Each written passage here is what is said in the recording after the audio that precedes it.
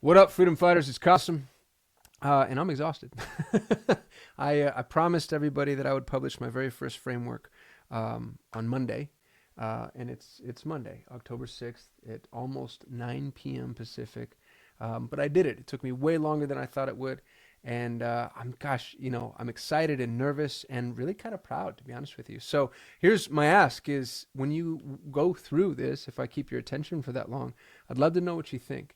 I'd love your feedback, good and bad. I want to know what you want me to keep doing. I'd love to know what you think I can improve upon. And I'd love to know other frameworks you'd like me to build. So this particular framework I think is absolutely foundational. I think it's one of the first things any of us should attempt to build in our pursuit of freedom. Now, if you're watching on YouTube and you have yet to join my free community, please do. Go to learn.3xfreedom.com. It's a free forever community where I'm going to house all of the assets that I walk through. So this video is going to feature a ton of free resources, and you can get access to those resources there. Let me dive into it. So today we're talking about the focus framework. And I believe very strongly that freedom begins with focus. As a matter of fact, I think your three most important resources are first, time, obviously. And that's become something of a mantra in the entrepreneurial community. The problem with time is not all time is created equal. Very often you're spending time that's inadequately spent because you have diverted focus or attention. And I'm going to use focus and attention interchangeably, and I prefer focus because it feels more like a verb. It feels more intentional. Attention feels like something somebody can take from you, and focus feels like something that you direct. So that's it, in terms of semantic architecture. That's my best attempt at defining terms. So your three most important intrinsic resources: time, but because not all time is created equal, focus. Because when you have focused time, or when you are focused, that time to me is exceptionally potent. And then the third, and one we won't talk about as much today, but I think is fed by this framework, is creativity. Time, focus, creativity. I think those three things, that's the trifecta. And when those come together, that's true entrepreneurship. And really, in so many ways, that's about all we get paid for. Anything else that's, what would you call, producing from a financial perspective tends to be an investment. But if you're actually going to be paid by virtue of your existence or something that you've done, you're being paid either for your time, your focus, or your creativity. And hopefully some combination of all of those if you're at maximum capacity. So let's walk through the focus framework. What I'd love for you to do, if you don't mind, do me the courtesy of not trying to go too fast. I actually think that that's going to be a mantra that I continue to posit throughout our time and tenure together.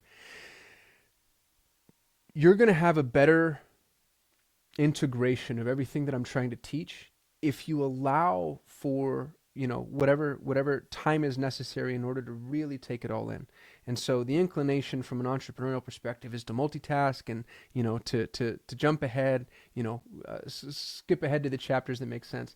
And hopefully you understand the irony given the topic, that it just makes a lot of sense to just focus. Let some of this, I spent a lot of time diving into the science and really building out a sequence that I think it's worth your attention to just allow for the information to land first before you start to do the work. And that's important because all of the information is relevant to and symbiotic in so many ways. And so if you jump ahead and you try to do too much of the work too soon, you're going to be doing the work before you understand where you're going. So if you'll allow me that courtesy, just make an attempt at it. And if you don't want to do that, you're a grown up. You do whatever you want to do. So this is the focus framework. Freedom begins with focus. The focus framework difficulty level is going to be medium. I think that this is not ultra accessible.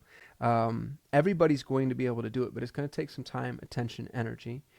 It is, however, applicable to businesses of all stages. So I don't care if you're, pre-revenue, pre-business, looking just to start, or if you're massively tenured. I think that this is going to be helpful to everybody. The time to complete is 4 hours, which will generally be true with almost every framework I teach. I have something I call the 131 framework, which I think is the way that things should be taught. That's an hour of learning, 3 hours of implementation, and an hour of iteration. And that hour of iteration is saved for later. So that means 4 hours up front. And there's some science to back that, that approach to the execution of deep work, which we're going to talk a lot about today. There are no prerequisites. You don't have to come prepared with anything. And the tools and technologies required really is just a good calendar tool. I prefer Google Calendar, but you can use whatever you want. Just make sure you have something ready to rock because you're going to need it. I love the quote, the foundational discipline for every entrepreneur in pursuit of freedom is focus. And I believe that. And here's James Redfield saying, where attention goes, energy flows. I hear Joe Dispenza say that a lot too. I wonder where the original citation is because I'm sure it's not either of those two.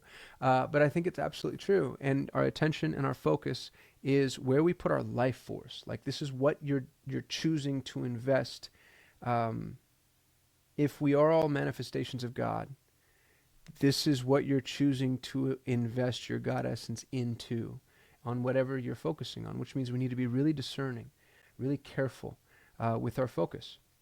Now, here's why focus is the very first framework that I'm teaching. If you're not familiar with me, I launched a free forever community that I call 3X Freedom. The hope is to help people achieve what I consider to be the three foundational levels of freedom. First, it's freedom from limitation, which would be financial freedom, location freedom, time freedom, freedom of illness, etc. The second is freedom of purpose, which is you pursuing your highest calling. And the third is freedom to evolve. And in order to do all of those things, I think the very first thing we need to do is build our focus framework. And the reason that we need focus is because without focus, we start but we don't finish. We drown in half-finished ideas. You may have heard of the half-built bridges analogy, where entrepreneurs constantly build half-built bridges. There's a start to a finish idea, and they always only get halfway before they move on to something else. And what's sad is with the half-built bridge, everything is waste. All of it is waste. Everything that you invested, a half-built stone bridge is worthless, where a fully built rope bridge is actually of at least some value because it gets you from A to B. And without focus, we end up with tons of half-built bridges. Without focus, everything takes longer than necessary. That's a statistical truism, incidentally, that I'll share with you soon when we look at the scientific literature. And if you constantly feel busy, but still stuck, like you're spinning your wheels, it's because you lack focus and you don't have a system for focus. And the worst part about all of this is you've convinced yourself that you're the problem. And you're not. You're not the problem, your system is. As a matter of fact, the fact that you've gotten this far without a focus framework, I think is applause-worthy, to be honest with you. And I'm not being dramatic or hyperbolic. I really mean that. You up until this point, if you haven't had a focus framework in place, you're running on adrenaline. And I'd like to stop that for you. I'd like to put you in a position where you begin to build systems that allow your focus to compound naturally, and it takes a lot of pressure off and really puts you in a position to be hyper productive. This is the freedom equation. Freedom equals clarity multiplied by consistency multiplied by concentration. Now, those three things feel a little redundant, and they're not. Clarity is your ability to really define that which is most important. And once you've defined that which is most important, which, to be honest with you, I think entrepreneurs are pretty good at doing, generally speaking. Every now and then they struggle, and we'll have frameworks for that too. I've the one thing framework is on the horizon for me, and I plan on stealing shamelessly from Brecca and Papazan, or Keller, excuse me, Gary Keller and Jay Papazan. But establishing clarity is something that we've gotten pretty good at as entrepreneurs. Now, consistency, not so much, not always. But when you're clear on what you need to do and you're consistent with what you need to do, that ends up getting you pretty close. And I say pretty close because consistency standalone tends to pale in comparison to consistency with concentration. And that's the focus. The concentration piece is the focus. So there's the saying, you can't scale chaos. I hate the word scale, and yet it's hyper applicable here. If your entrepreneurial ecosystem is chaotic, you actually don't want to scale that. And you'll notice this is why, as your business grows, it feels worse. You know, for entrepreneurs, I've noticed this is especially true for people that begin to grow past $500,000 gross revenue. There's this moment in time where you can't manage everything yourself, and so you start to grow past, you know, between 500,000 and 1 million to 1.5 million, depending on your model. Um, you're making less take home. Things are harder. You have more direct reports than you can handle. Your business is larger than you're able to manage on your own, and it starts to feel worse and worse and worse. That's because you're scaling chaos, and we lack a focus framework. So focus is the very first freedom framework because it creates space for all of the other frameworks. This is the box. This is the vessel within which all other frameworks are going to exist. So it's critically, critically important. Now, let's talk about the science. There are people that really believe very strongly in their ability to multitask, and they're wrong. They're wrong. There's no scientific literature to support the idea that you can multitask at all. What you're doing is really quick and ineffectual task switching. When you lose your focus, it's catastrophically damaging to your work product. Here's some quotes for you. Interrupted workers feel more stress and make more errors. Obviously. The second one I think is one of the most important. It takes an average of 23 minutes to fully resume after an interruption. A really excellent book to read on this, by the way, is Cal Newport's Deep Work. And in it, he talks about the difference between maker time and manager time. Managers like to organize things in hour-long blocks, and makers need 4 hours because they need to be able to really get into the weeds and dive deep and sort of allow their mind to be absorbed in whatever task they're accomplishing. And every single time they're interrupted, it costs them 23 minutes to recuperate from that interruption, which is catastrophically damaging, both to their focus and then also just to their timetable. And this is true for you too. Even if you don't consider yourself a maker, there's so many things about your entrepreneurial life that require you to be one. I thought this was really interesting. The mere presence of a phone reduces cognitive performance. Which is, you know, not too surprising if you really think about what the phone means and the impact it has on us psychologically. You know, the phone is an inbuilt stressor. It's so funny too. There's, you know, I'm blanking on his name, but there's this really amazing comedian that I love that talks about how, it's Lewis Black. Lewis Black talks about how the phone's not, the last thing the phone is a phone. It's everything else before it's a phone, because you don't really use it as a phone. You use it as, you know, it's a lifeline and a communication device and access to the lexicon of all human knowledge. Like it's such a powerful tool, but that power cuts both ways. Another, I think, really relevant citation here is reducing meetings and email interruptions raises productivity and well-being. Again, obviously, right? Obviously, you know that. The cost of context switching is exorbitant. So every open tab on your browser or every open app on your phone is a tax on your brain. You're watching these open loops, and they're just ever present, and they're open in your subconscious is the other thing. If you really pay attention, you'll find that to be very true. And every switch burns working memory and energy. That's what's really interesting about switching through tabs. If you have 10 tabs open and you need to move from tab 1 to 9, you now have to go through tab 2, 3, 4, 5, 6, 7, 8, and each one of them is a quick microaggression that your psyche needs to contend. That's 7 microaggressions that your psyche needs to attend to as you start to go through them and realize, like, oh, that's why I have that one open. That's why I have that one open. That's why I have that one open. If you haven't read Getting Things Done by James Allen, he talks a lot about touching things once, because every subsequent time you touch something that requires action, it drains you of a little energy, and it costs you, you know, something like call it a mental caloric load. It's costly, it's taxing, it zaps you of energy. Every switch burns working memory and energy, and you really need to guard yourself of that. That's why we end up so drained at the end of the day, because we've spent so much of our time on things that are absolutely superfluous to what's most important to us, to what really matters. Task switching increases time to completion by up to 40%. I thought that was a little light, to be honest with you. I wonder if the people who did that study saw the 23-minute study, because, you know, 2 switches is 46 minutes now, and that feels like a lot more than 40% on a 2-hour task, let's say. And who knows? Deep work is efficient work. What you want to focus on is deep work. What you want to really put yourself in a position of is benefiting from a framework that allows you to truly work on your business and not in your business. There is a myth of multitasking that many of you like to perpetuate or self-perpetuate or self-inflict. I like the quote, multitasking is merely the opportunity to screw up more than one thing at a time.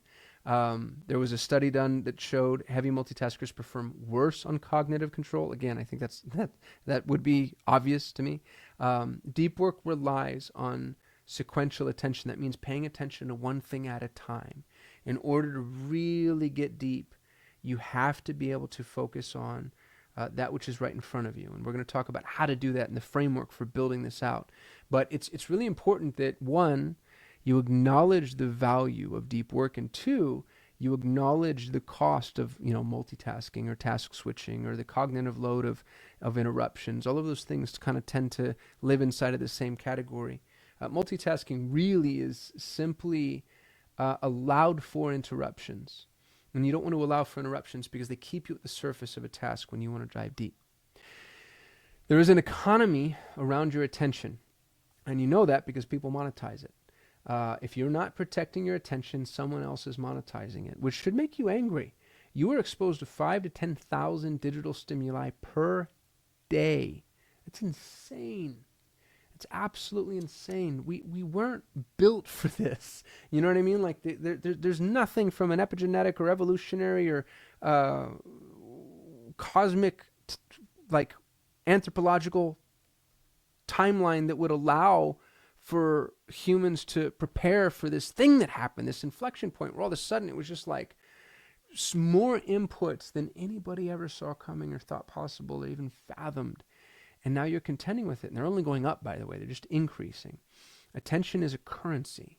It's a currency that people are stealing from you every second of every day, 10,000 times a day. You have to guard your attention the same way that you guard money, maybe more. I like this first bullet point. Focus is metabolically expensive. That's true. It's costing you. It's costing you. The prefrontal cortex fatigues after sustained effort. Again, obviously, you feel this. I feel it right now. It's 9 p.m. and I'm 40 years old. So 9 p.m. for me, if you're younger than I am, is probably midnight for you. And man, I'm just fried. I'm fried. And in a really good way, I actually feel like I did good deep work, and I focused on the task at hand, and I'm ready to call it a day. And getting here needlessly or without accomplishing something of meaning can be so deflating, just depressing. The other thing that's really interesting is deep focus requires recovery cycles. As a matter of fact, what they found, and all these citations, by the way, are available in the research. What they found is deep work happens in 60 to 120 minute blocks. It happens in hour to 2 hour blocks, and then you need a refresh. And so you have to have those 2 hours because of what we talked about earlier, the 23-minute reset or the 40% increase in time allotted just due to interruptions. And once you've had that time, you need to be able to refresh yourself. And so we want to build that into our system, build that into our mechanism. So what I would like to do is I want to teach you how to build focus blocks. And these are blocks of time where you allow yourself to focus. It's exactly what it sounds like. Focus blocks, blocks of time.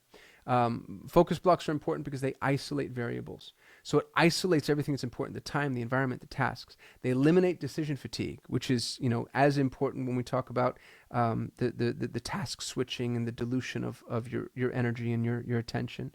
And they produce flow. Flow is one of the most important states an entrepreneur can be in. It's the surfer's tunnel. It's you just feeling like things are firing on all cylinders and you're really making progress and you're making an impact. It's not about productivity. It's about creation. And focus blocks teach your brain predictability.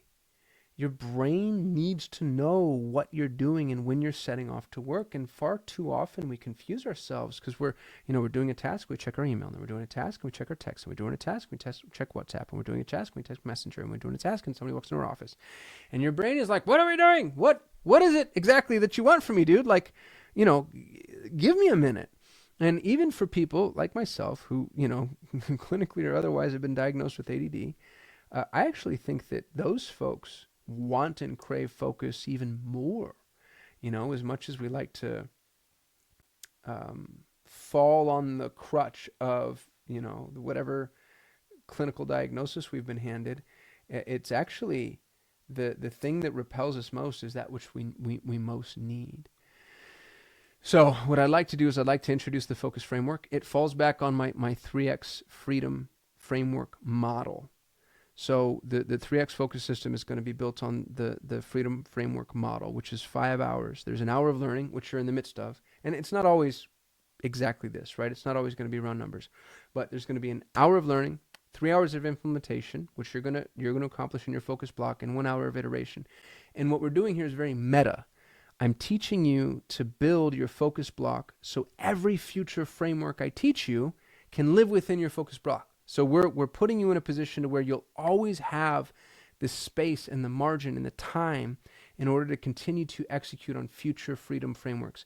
And I've got freedom frameworks planned. I have almost 100 freedom frameworks planned, and even more coming from friends and colleagues and other thought leaders, with the goal, again, of helping you achieve those 3 levels of freedom we just discussed. So if you're interested in pursuing freedom frameworks with me, this is the beginning. This is framework 0. This is before step 1. This is the foundational framework, establishing these focus blocks. And I'm going to teach you how to do it step by step. All right. The focus framework promise. By the end of this framework, you will have 1, a repeatable weekly rhythm. 2, a custom freedom block schedule. So you're going to know exactly how to do this and when it's going to be done. 3, a distraction-free workspace. 4, a clear focus contract, which we'll talk more about in a moment. Don't be scared. This is for you. It's going to work on your behalf. And 5, a foundation for every future framework. Every future framework is going to be fed by this initiative, this endeavor. So here's what to expect. We're going to outline all tasks up front. And again, what I'm going to ask you to do is don't jump ahead. As I explain some of these tasks, please don't start them because there's internal interdependencies. So just wait to take action. Once I've explained all of the tasks, we're going to review the task templates that I've provided for you. And then I'm going to ask you to schedule implementation, which is the 3-hour block. And I'm going to ask you to take your time. Some of the stuff you really could phone in if you wanted to. You know what I mean? You could take a 30-minute task and you could do it in 5 minutes, especially with ChatGPT, but I just don't think it's going to do you justice. So take your time, invest the work. It's going to be worth it, I promise. The first thing that we need to do, and I have a really extraordinary task template for this, is we need to define your focus rhythm. This is how focus aligns with you, your energy, how you interface with the day, what times of day, what happens throughout your day. So we want to look at your day and kind of reverse engineer, when are you most productive? When are you most alive? When do you feel really juiced? And once you know that, try to clear some of that time for yourself so that you're maximizing your highest value time and commit to this focus block. You're going to conduct an energy audit in the same exercise to identify your natural productivity peaks and energy range. Not everybody's as productive at the same time through the day. You might be, like a crazy morning person where when you wake up, you're just bright-eyed and bushy-tailed and you're ready to rock. Or you might be a night owl, or maybe you're just way better off right after lunch, or after lunch you feel tired or drained. Or maybe it has more to do with the practical realities of your life. Maybe you have a 9 to 5 and this is a side hustle for you and you're working on it nights and weekends. Or maybe you work from home and you got to get the kids from school, or maybe you homeschool. Like you're going to reverse engineer your entire life in order to define your ideal focus block. Because what I don't want you to do, I don't want you to choose something arbitrarily. I don't want you to be like, all right, well, I have a half hour every day, right before dinner.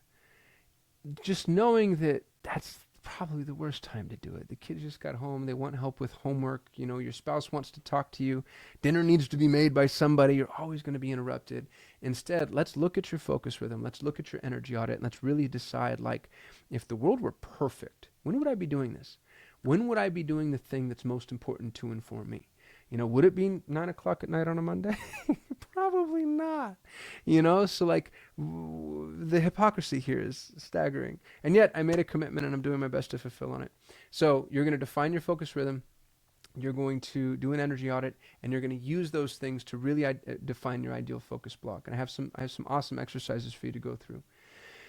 Once that's done, we're going to clarify your commitment. So this means this is where, your rhythm and your energy need to match just practical reality. Take inventory of your calendar. What do you actually have available? And if you can, let's cut some things out. Be ruthless.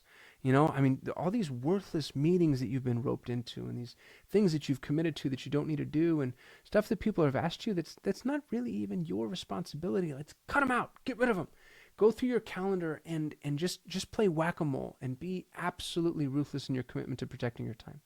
And once you've done that, I want you to choose your commitment tier. Now, I have 5 tiers here. You can play with this however you want. Tier number 1 is D60, which means a daily commitment of 60 minutes. A daily commitment of 60 minutes. Now, interestingly, this is less than ideal because deep work happens in 60 to 120 minute blocks, right? So a daily commitment of 60 minutes is less than ideal, but it's also, in my experience, what most people can start with. Most people can give an hour a day, whenever that might be. You know, maybe you wake up early and you offer an hour a day, or you know, you've got your lunch break, or there's just an hour-long block that you're using for something else that you can free up, and you can offer a daily commitment of 60 minutes. What I really like about this is that means that you can do 1 framework a week because you have 5 hours. So you're learning Monday, you're implementing Tuesday, Wednesday, Thursday, and then on Friday you save for iteration, assuming that's the way that you want to do it. So D60 is a daily commitment of 60 minutes a day. D30 is a daily commitment of 30 minutes a day. This is for my people that are so margin thin, they don't know when they're coming, when they're going. To be frank, this is the type of habit that I would hope allows you to expand the time block, because I think that 30 minutes a day is not sustainable. But if that's the best you can do, I'd rather have that available to you than nothing. So daily commitment of 60 minutes a day or daily commitment of 30 minutes a day. If you did 30 minutes a day, that means you could do 1 framework every 2 weeks. Now, let's say you're like, dude, I actually want to work in blocks. That's great. You could do a weekly commitment of 5 hours a week. So, you know, every Sunday you carve out 5 hours, and maybe you have 5 hours you can carve out on a weekday. That'd be awesome. You can also do a monthly commitment. And by the way, 5 hours a week would also be 1 framework a week, right? If every framework is roughly 5 hours. You can do a monthly commitment of 10 hours a week, or a monthly commitment of 5 hours a week. And, you know, I mean, you could take this and extrapolate it however you want. You could do a quarterly commitment of 5 hours. But you have to give me 5 hours. Without 5 hours, you're not going to get through these frameworks. So we have to find 5 hours. And the 5th hour, just so you know, is reserved for iterating on a previous framework. It wouldn't make any sense to learn a framework, spend 3 hours implementing a framework, and then iterating. You can't iterate on something that you just built, right? So if you're on framework 7, let's say, then you learn, you implement, and then maybe you go back to framework, 1, 2, or 3, and you iterate on that. And that builds this really fun open closed loop flywheel that allows you to continue to sharpen the saw as you move forward with all of these freedom frameworks. And so we're talking about a 4-hour commitment per framework plus an hour commitment in order to continue to iterate. What that means is you could actually break this up if you wanted to. If you wanted to do 4 hours on Saturday and 1 hour on Sunday, that'd make a lot of sense, right? Or 2 hours on Tuesday, 2 hours on Thursday, 1 hour on Friday. That type of thing, because now you're complying with the 60 to 120 minute concept of deep work. You're getting that in on Tuesday, getting another one in on Thursday, and then on Friday you're going to go do your hour of iteration. I just want you to understand how the frameworks work, because that will help you define your commitment. Now, once you've defined your commitment, you understand your rhythm, you understand your energy, and you understand what's available to you, schedule it. Schedule your first 5-hour block, and do not overthink it. Don't overthink it. Just schedule it. Put it on the calendar. Make it sacred. And it doesn't, just know that you're starting poorly. Know that it's not going to be perfect, and that's okay. Just start now. So you're gonna put this on the calendar, and you're gonna protect it.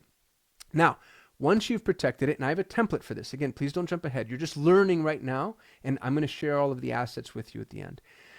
You're going to make a focus contract with yourself. And just for those of you that don't like this type of exercise, please just suspend disbelief for me. Just allow yourself the luxury of being a little silly if you think things like this are a little silly, because I cannot begin to tell you the impact it's going to have on you subconsciously, psychologically.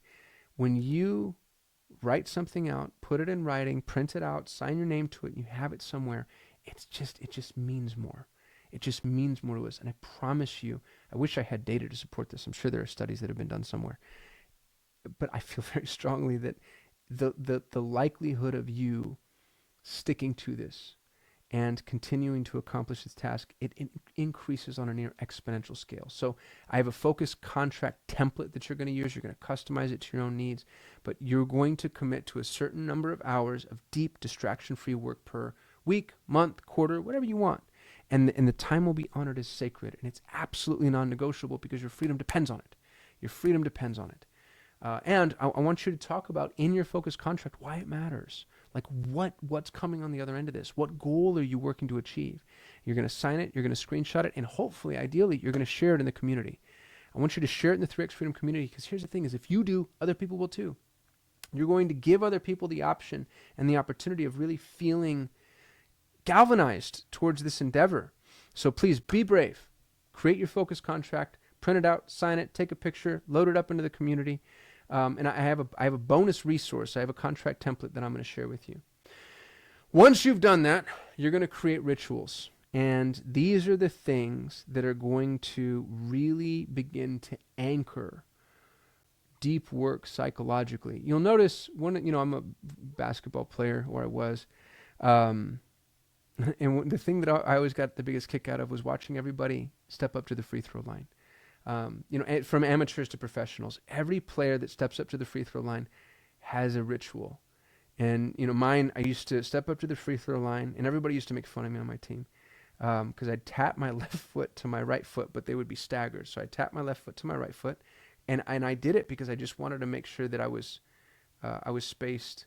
And then I'd have 3 dribbles, and I'd look up, and I'd spin the ball, and then I'd have 3 more dribbles, and then I'd miss. I was not great at free throws. But the idea is that you can put yourself, Tony Robbins talks about this all the time, you can put yourself in an ideal state. You can put yourself in an ideal state, and you do it with rituals.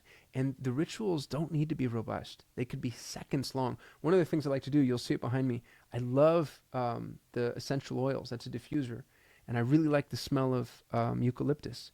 And when I smell eucalyptus now, because I light my diffuser before I start work, it gets me into this work mode. So much so that actually, if I smell eucalyptus outside of work, all of a sudden I feel like I need to work. So that's important. That's kind of, it speaks to the power of it. So maybe it's just making your coffee or your tea or doing stretches or whatever it is that you want to do. But you're going to figure out what the rituals are that get you into deep work mode. And once you're there, you're going to have start rituals and you're going to have end work rituals, which close the loop, and they help you kind of like pull out of it, because deep work really can suck you in, which is good, but it can be bad, right? Everything cuts both ways. I'm also going to have you define return from interruption rituals, because no matter how hard we try, you're going to get interrupted. It just is what it is. It's life. So we're going to help you build return from interruption rituals, which restore control. It brings you back. It gives you the opportunity, because when you're interrupted and you're in deep work, sometimes it's just so easy to be like, screw it. I'm so mad. I'll try again tomorrow. And instead, I want you to know, no. When I get interrupted, this is what I do. I'm going to go back. And it's so much so, like an analogy or a thought that I have is, let's say that your start ritual is to light a candle.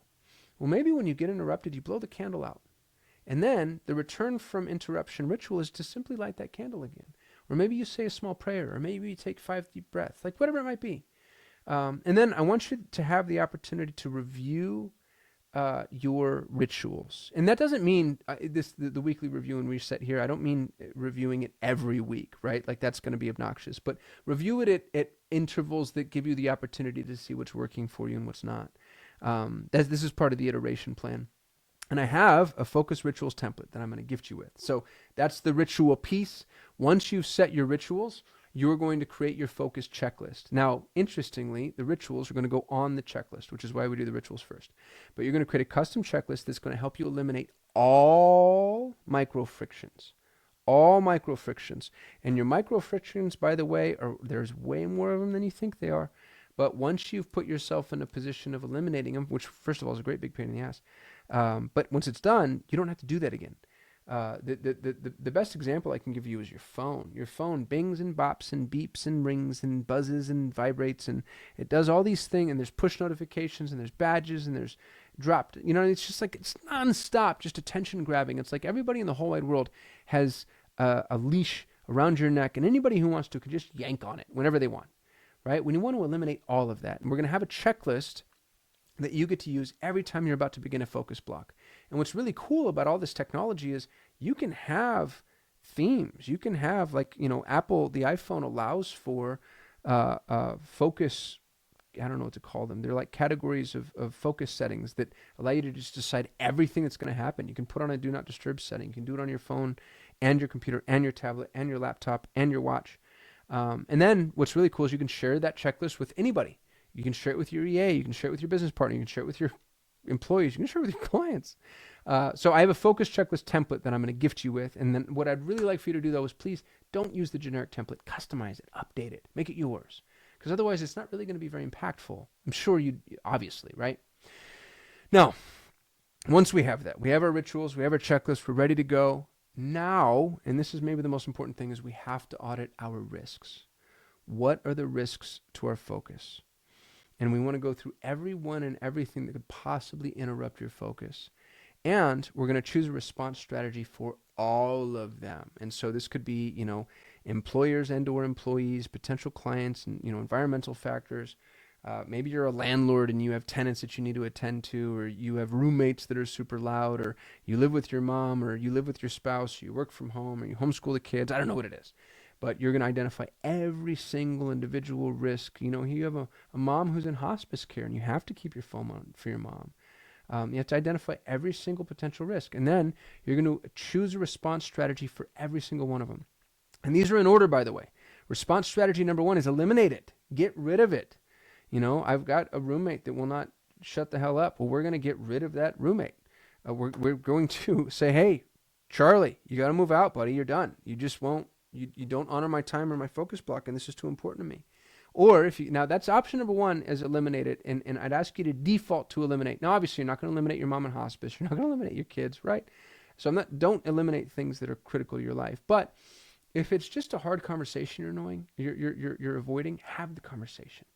Eliminate the things that are sapping you of your focus. It's so important that you do this. If you can't eliminate it for whatever reason, if it's unethical to eliminate it, then manage it. Manage it. Employees are yours to manage. Vendors are yours to manage. Clients are yours to manage. Children are yours to manage. Manage it. Let them know, hey, mommy's in focus block time from here to here, and I need you to really, and this is a different conversation, right? If they're 8, it's a different conversation than if they're 18. But you can still do a lot to manage it, and realize that managing requires management. That means that if they do interrupt the focus block, you have the response, and you have something of, an iterative control group that allows them to get better and better and better with time. So option number 1 is eliminate. If you can't eliminate, option number 2 is manage. If you can't manage, option number 3 is align. This is what you would have to do with, let's say you're an employee and you have a boss. You can't eliminate your boss, sadly. You can't manage your boss, really. Some bosses are manageable. But what you can do is get aligned. You can say, hey, boss, I have an idea. Here's what I'd like to do. I'd like to have 2 hours every morning of focus block time. Let me tell you why. Let me tell you why this is going to make me more productive, make you more money, help, push these projects along, et cetera, et cetera, et cetera, et cetera, et cetera. Get aligned. This will happen with bosses, spouses. Do not try to eliminate or manage your spouse. You probably want to align with your spouse. Get them on your team. Let them know why this is good for them. This also works for business partners. Now, what's really interesting is I've had a whole host of business partners throughout my life, and I've had 2 in particular that come to mind when I think about this. One just had no respect for my time. She just did not care whatsoever. She was a salesperson, and like all salespeople, just whatever was important to her in the moment was what was most important. And so I wasn't able to align with her at all. I actually ended up moving to strategy 4, which is avoid. I had another business partner who I loved dearly and deeply. He's still one of my best friends.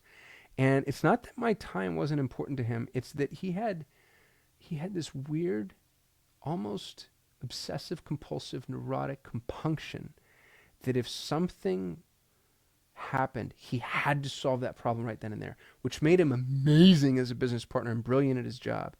But it also meant that I just had to accept the fact that he would interrupt my deep work. And he was such an important person, and he was so valuable to my company that was okay for me to do. So eliminate option 1, manage option 2, align option 3 if possible. And by the way, that's 2 business partners out of, I don't know how many I've had, 20. Most people are like, yeah, got it, dude. Deep work. Totally understood. Have at it. Option 4 is avoid. So what I did with both of those people that I just mentioned, by the way, is I just took to waking up really early. I woke up really early, and I got about, I'd wake up at 4 a.m., and I'd have about 2 hours of deep work after I did my habit stack. And it was the most productive time I've ever been in my entire life. It was amazing. I loved it.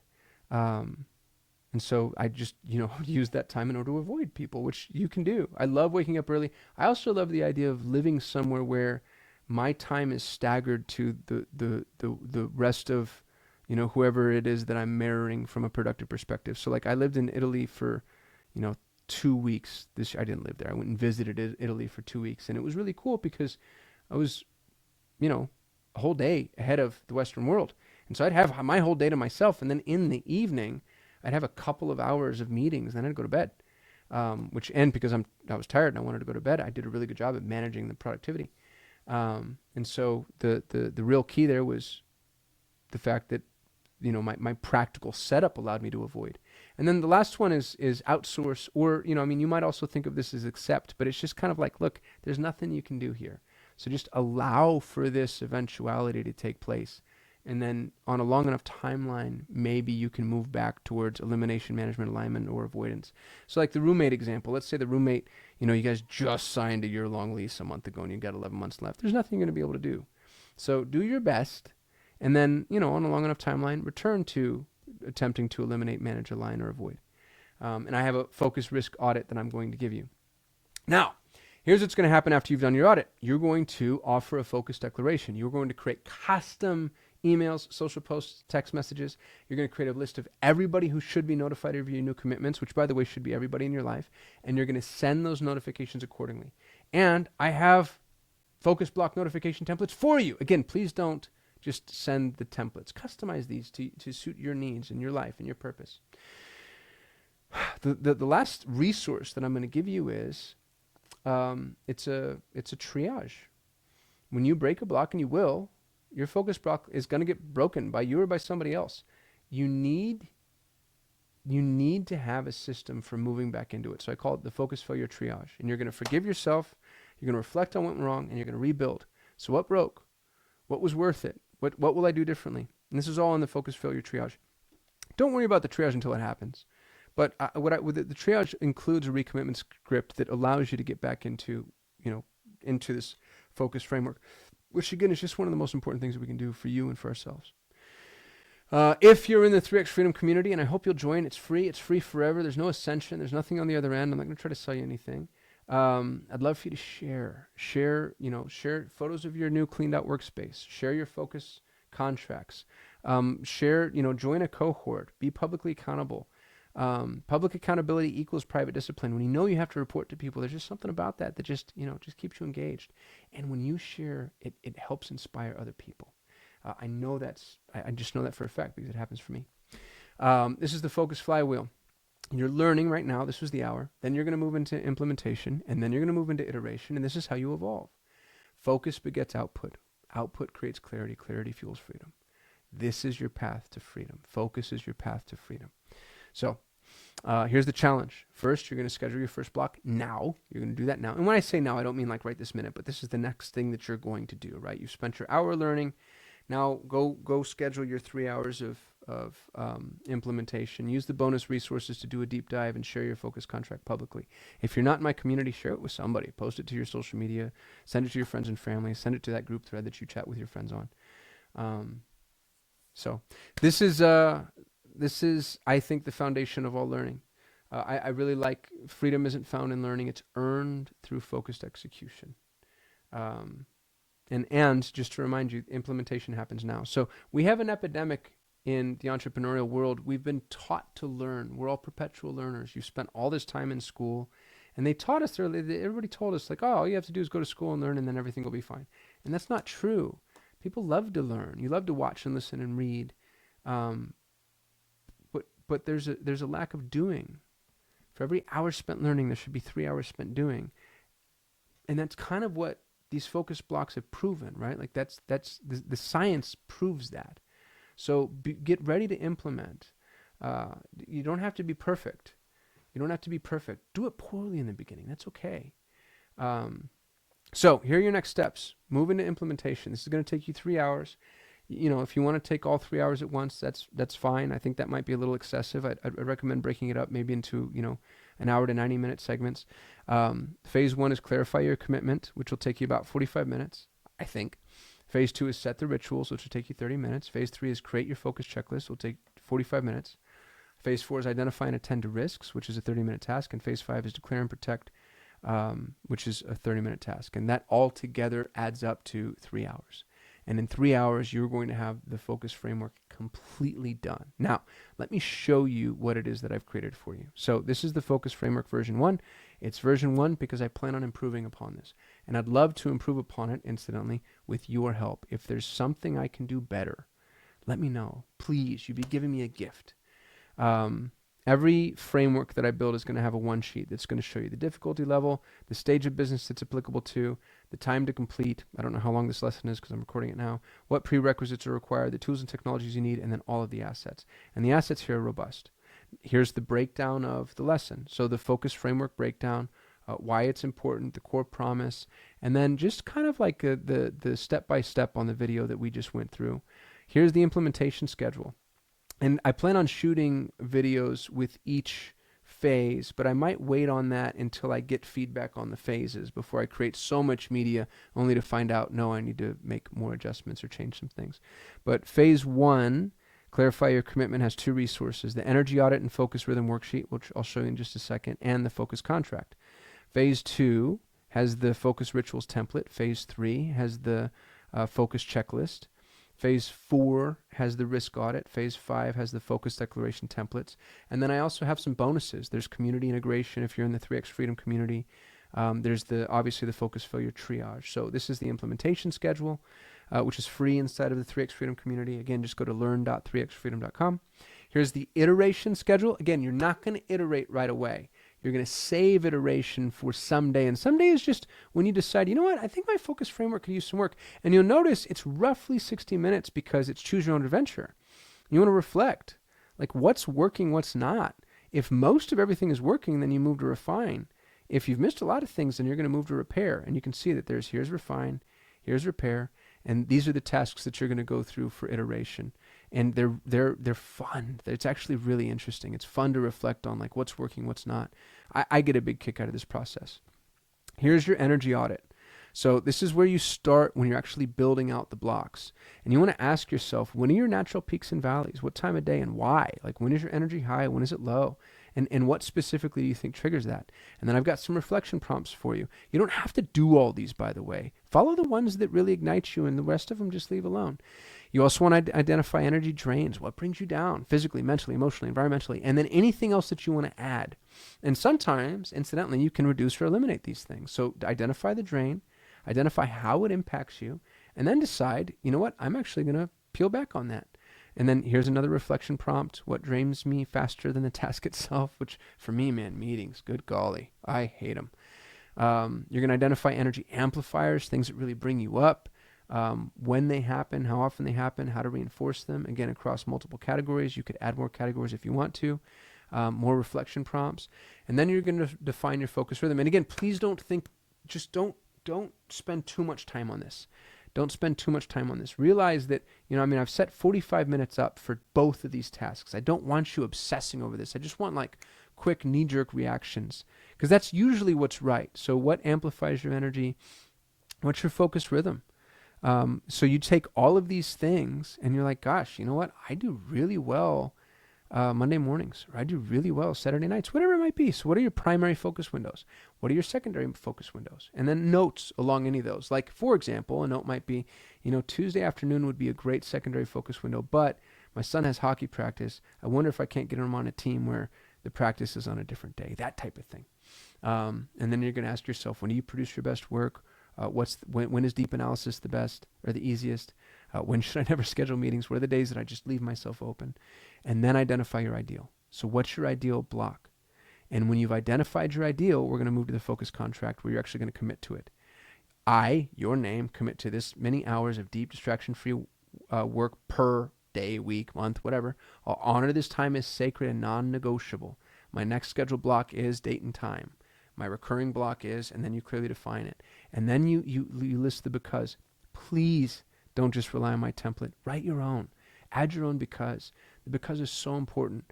And make it important. Make the because important. Make it your kids. Make it your family. Make it your goals. Make it your purpose.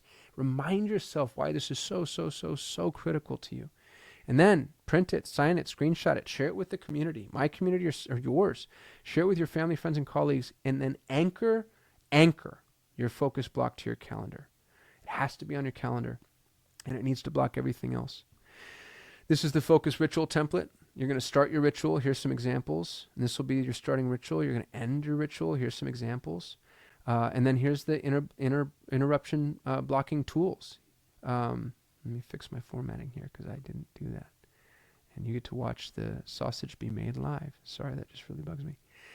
What do you use to ensure you're not interrupted? Sometimes it's as simple as just a do not disturb sign on your door, or noise canceling headphones, or your status set to in focus.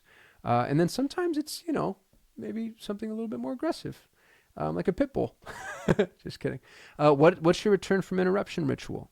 Have all that clearly outlined and defined, because you're going to bring that over into your focus checklist template. And again, do not use my checklist template wholesale.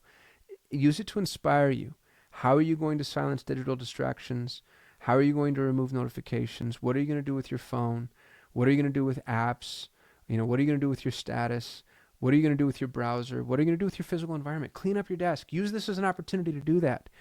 Set your lighting and your temperature to something that won't make you get up midway through your focus block and have to change it. Make sure you have water and snacks handy if that's the type of thing that usually kills your time. Notify people around you. Use a visual sign. Close your door. Put on a do not disturb sign.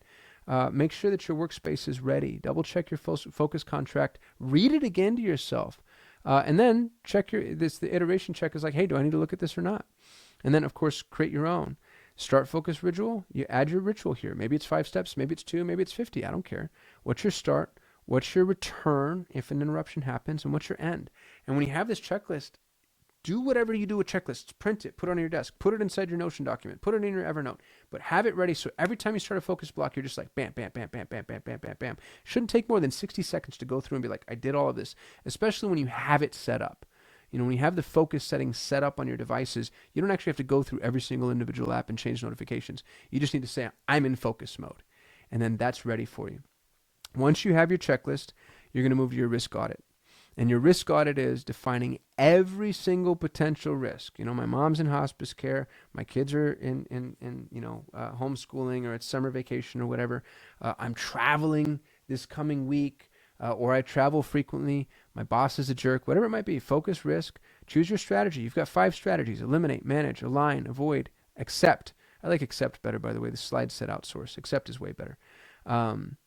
And then you have a proactive plan and a reactive plan. The proactive plan is reaching out and saying, hey, honey, I started a focus block. Please leave me alone. The reactive plan is having a message, a soundbite saying, hey, honey, don't you remember when I told you on my focus block? You have a proactive plan and a reactive plan, a deadline to execute on that plan, and then you get to check whether or not that plan has been done.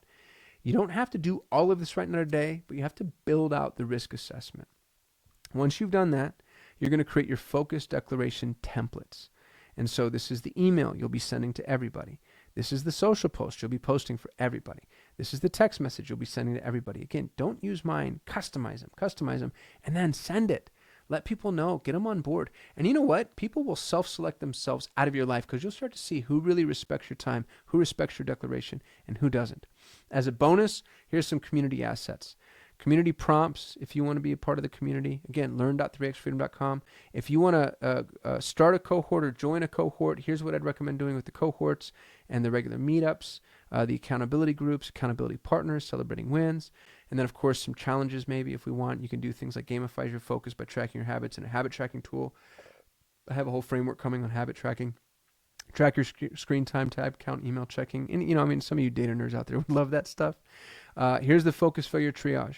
If you fail, here's what you do. There's stage 1, stage 2, stage 3. So it's forgive, reflect, and then rebuild.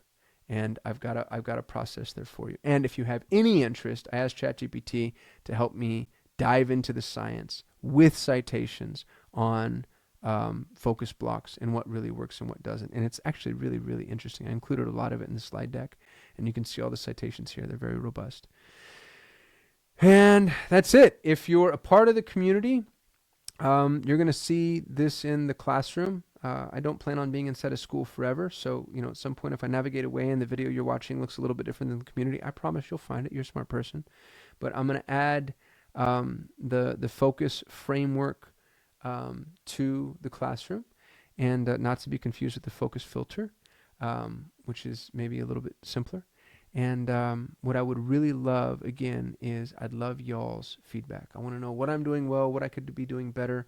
At the end of all of these frameworks, I'll be asking for not just feedback, but I'll be asking you to submit a case study.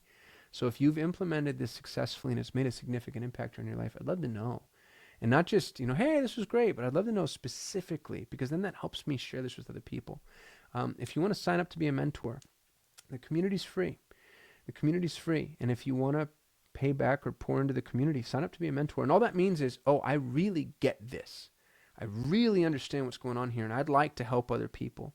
You can also contribute a resource. Maybe I don't have everything here that's necessary, and you can say, hey, Kasim, you need a better focus contract or a better rituals template or this other resource that you didn't even necessarily think of. You contribute a resource or modify a resource, and again, offer feedback on what I currently have. I'd love to have that. We're here to help people. You especially, you specifically. You deserve freedom. I believe that with everything inside of me. You're so important. You're so extraordinarily, unbelievably, critically important. And what you can accomplish in the world defies definition. And I just hope that you'll give yourself the opportunity of carving out the time that you would need in order to really execute on work. So I'm sorry I was tired when I shot this video, but I wanted to get it out when I promised I would get it out. I appreciate your time, your focus, your attention, truly. For all the assets, go to learn.3xfreedom.com, and I'll catch you in the next video. Thanks for watching.